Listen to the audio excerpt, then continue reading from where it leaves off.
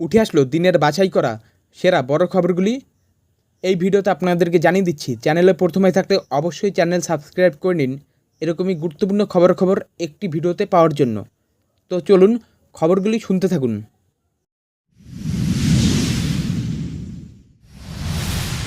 বেগে প্রাক্তন রেলমন্ত্রী মমতা, ১.৫ মাস পর ফের একই জায়গায় ট্রেন দুর্ঘটনা।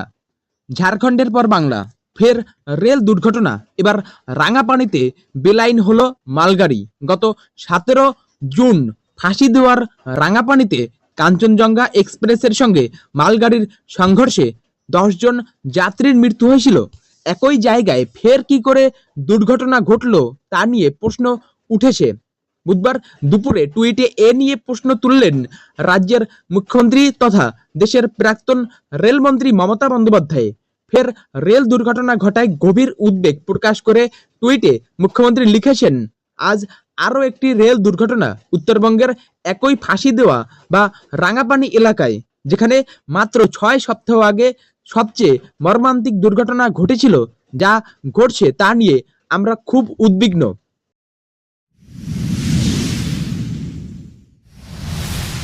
ধীরে ধীরে ছোদ্রাচ্ছে বাংলা, তাই ৪,৬১৯ কোটি টাকা দিয়েছে কেন্দ্র, জানালেন অমিত শাহ।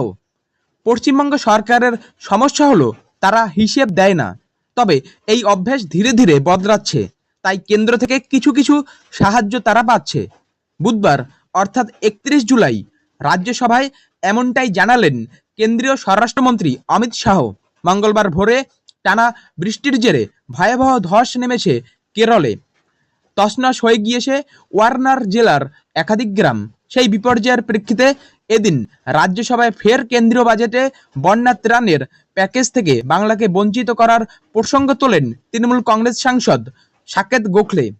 বাজেট আলোচনার মধ্যেই কেরলে এই ঘটনা ঘটেছে, তাই বন্যা ত্রাণে থাকা রাজ্যগুলির তালিকায় কেরল ও পশ্চিমবঙ্গকে যোগ করা যায় কিনা প্রশ্ন করেন তৃণমূল সাংসদ। এরই জবাবে অমিত শাহ জানান, এই বছরের প্রস্তাবিত বাজেটে বাংলাকে বন্যা দুর্গত রাজ্যগুলির তালিকায় না রাখা হলেও ২০১৪ থেকে ২০২৪ সাল এই ১০ বছরে বিপর্যয় মোকাবিলায় অনেক অর্থ সহায়তা করা হয়েছে বাংলাকে। অমিত শাহ বলেন, ২০১৪ থেকে ২০২৪ এই ১০ বছরে বিপর্যয় মোকাবিলার জন্য পশ্চিমবঙ্গের ৬,২৪৪ কোটি টাকার দাবি আমরা মঞ্জুর করেছি। ওখান থেকে যেমন যেমন খরচের হিসাব আসে আমরা টাকা দিয়ে দেই।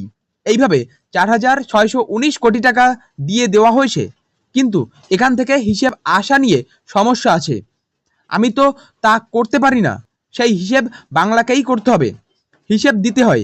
এটা তো সরকারের বিষয়, কোনো রাজনৈতিক দলের বিষয় নয়। সরকারের নিয়ম আসে, বিধি আসে, খরচের হিসেব রাখতে হয়, অডিট হয়। যদি কাউকেই না মানি তাহলে তো কিছু সমস্যা হবেই, তবে ধীরে ধীরে অভ্যাস হচ্ছে, অর্থাৎ হিসেব দেওয়ার উন্নতি হয়েছে। তাই ৬,২৪৪ কোটি টাকার মধ্যে ৪,৬১৯ কোটি টাকা দিয়ে দেওয়া হয়েছে।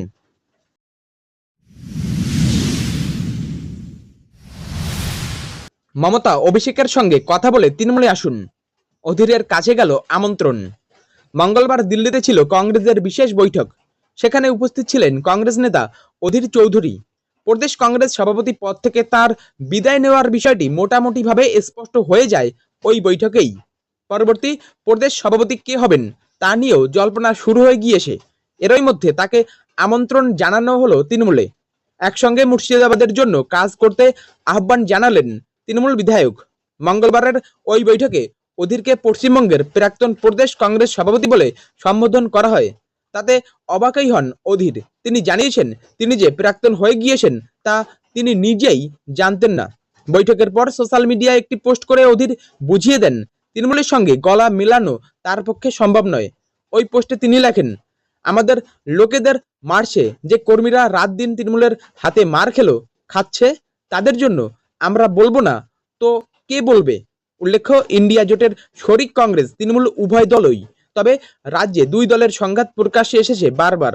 মমতা বন্দ্যোপাধ্যায়ও এ রাজ্যে কংগ্রেসের সঙ্গে দূরত্ব বজায় রেখেছেন। এহেন পরিস্থিতিতে অধীরকে তৃণমূলে আমন্ত্রণ জানালেন তারই একসময়ের শিষ্য কান্দির তৃণমূল বিধায়ক অপূর্ব সরকার ওরফে ডেভিডকে অনেকেই অধীরের শিষ্য বলে চিনতেন, বর্তমানে তিনি তৃণমূলে।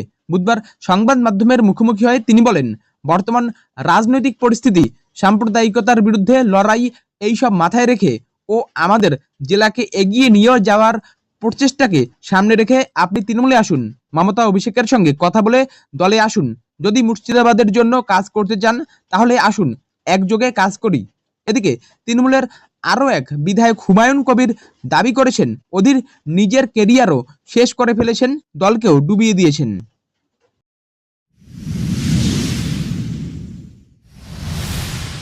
কেন দিল্লিতে ডাকা হবে অভিষেককে? সুপ্রিম কোর্টে ফের সওয়াল সিব্বলের।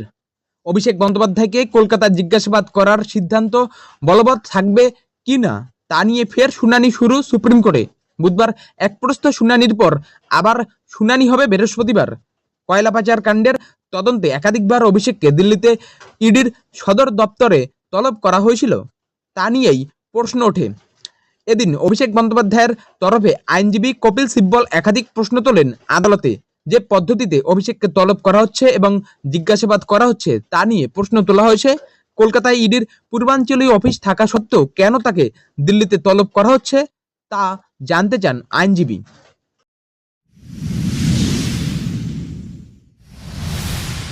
158 জন মৃত্যুর জন্য দায়ী কেরল সরকার, দাবি অমিত শাহের। লাগাতার বৃষ্টি ও ভূমিধসে কার্যত বিপর্যস্ত কেরলের ওয়েনাড। এখনো পর্যন্ত 158 জনের মৃত্যুর খবর পাওয়া গিয়েছে। একই সঙ্গে 200 জনেরও বেশি মানুষ আহত হয়েছেন। অনুমান করা হচ্ছে এখনো নিখোঁজ শতাধিক। তবে এই ঘটনায় সংসদে কেরল সরকারকেই দায়ী করলেন স্বরাষ্ট্রমন্ত্রী অমিত শাহ। এদিন তিনি দাবি করেন, গত 23 জুলাই এই বিপর্যয়ের আগাম সতর্কতা করা সত্ত্বেও কেরল সরকার তা গুরুত্ব দেয়নি।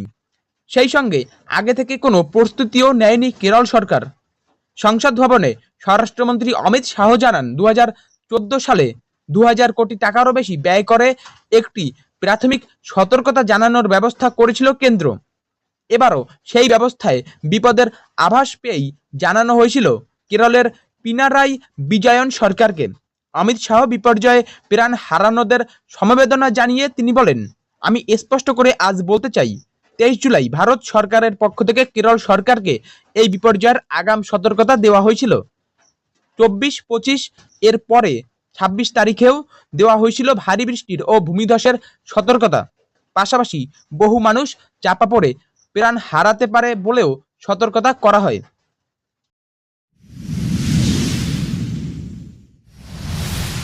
তৃণমূল নেতাদের পারফরমেন্স যাচাই শুরু, অভিষেকের নির্দেশে বড় পদক্ষেপ। লোকসভা নির্বাচনের ফলাফল প্রকাশের পর সাময়িকভাবে রাজনীতি থেকে বিরতি নেন তৃণমূল সাংসদ অভিষেক বন্দ্যোপাধ্যায়। 21 জুলাইয়ের শহীদ মঞ্চ থেকে তিনি কারণ ব্যাখ্যা করেন এই বিরতির। বলেন, লোকসভার ফলাফলের পর্যালোচনা করতেই তিনি এই বিরতি নিয়েছিলেন এবং আগামী 3 মাসের মধ্যে কিছু টের পাওয়া যাবে। আর তৃণমূল সেনাপতির কথা মতোই হারের দায়ে দলের নেতাদের পারফরমেন্স যাচাইয়ের কাজ শুরু হয়ে গেল। সদ্য সমাপ্ত লোকসভা নির্বাচনে ব্যাপক সাফল্য এলেও বেশ কয়েকটি এলাকায় তৃণমূলের ভোট 21-এর বিধানসভা নির্বাচনের তুলনায় অনেকটাই কমেছে। এদিকে আর বছর দুয়েক পরেই বিধানসভা নির্বাচন, সেই কারণে সংগঠনকে আবার চাঙ্গা করার নির্দেশ দিয়েছেন অভিষেক বন্দ্যোপাধ্যায়। তাছাড়া সাংসদ, বিধায়ক, জেলা স্তরের সভাপতি প্রত্যেকের পারফরমেন্স খতিয়ে দেখার সিদ্ধান্ত নিয়েছে তৃণমূল। কারোর যদি কোনো খামতি পাওয়া যায় বা নির্বাচনে তিনি যথেষ্ট সক্রিয় ছিলেন না বলে প্রমাণ পাওয়া যায়, তাহলে তার বিরুদ্ধে ব্যবস্থা নেবে তৃণমূলের শীর্ষ মহল।